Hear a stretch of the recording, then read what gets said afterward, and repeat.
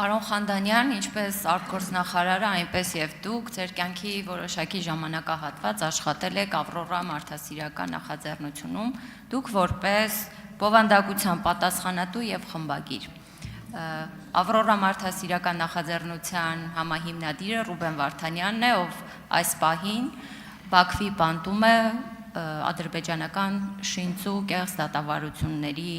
հետևանքով եւ մեջ, ինչպես մեր մյուս գերիները։ Հարցս հետեւյալն է. աշխատելով նրա հետ, Ռուբեն Վարդանյանի հայրենասիրության եւ մարդասիրության լավագույն դասը ձեզ ո՞րն է եղել։ Տիկին Ավետիսյան, նախ մի բան ասեմ, երբ որ խոսում ենք գերիների եւ պահվող անձանց մասին, մենք պետական պաշտոնյաներ ենք եւ անկախ մեր ունեցած մեր կյանքի տարբեր փուլերում ունեցած անձնական, ընտանեկան, գործնական կապերից մենք չենք կարող որևէ կերպ տարբերակում դնել եւ որևէ մեկի համար ավելի շատ պայքարել, քան մյուսների, դեպ այս դահլիճում մենք ունենք դրա լավ օրինակը, պարոն Գեգամ Մանուկյանը, ես երբևէ չեմ լսել, որ այդ թեմայի շուրջ խոսելուց վկայաբերի միայն իր եղբորը։ Ուստի այդ հարցերում էլ ես սա հաշվի առնելով կուզենամ, որ մենք այդ մասին խոսելիս խոսենք բոլորի մասին եւ նաեւ պիտի ասեմ, որ դրա մասին շատ խոսելն էլ շատ օգտակար չէ, փորձը ցույց է տվել, որ դրա մասին շատ խոսելը, հատկապես այսպիսի ամբիոններից խոսելը շատ օգտակար չէ, ավելի կարեւոր եւ արդյունավետ է դրա մասին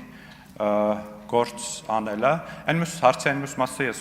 անձնական հարց եմ դիտարկում եւ դա որևէ կապ չունի մարդկային հարաբերությունների հանձնաժողովի նախագահի տեխնացու լինելու հետ եւ կհրաժարվեմ պատասխանել այդ հարցից։ Ես ունեցել եմ շատ լավ աշխատանքային հարաբերություններ իմ բոլոր գործընկերների հետ եւ շարունակում եմ ունենալ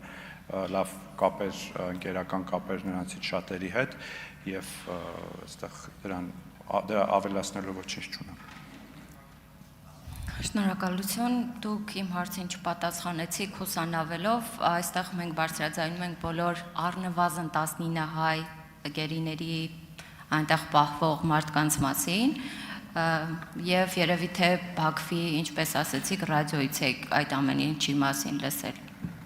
Տիկին Ավետիսյան, ես չխուսանավեցի, ես ուղղակի ասեցի, ես ձեր հարցին չեմ պատասխանում, որովհետեւ ընկալում եմ դա անձնական հարց եւ քննարկվող հարցի հետ կապ չունեցող։ Նախորդիվ չեմ հիշում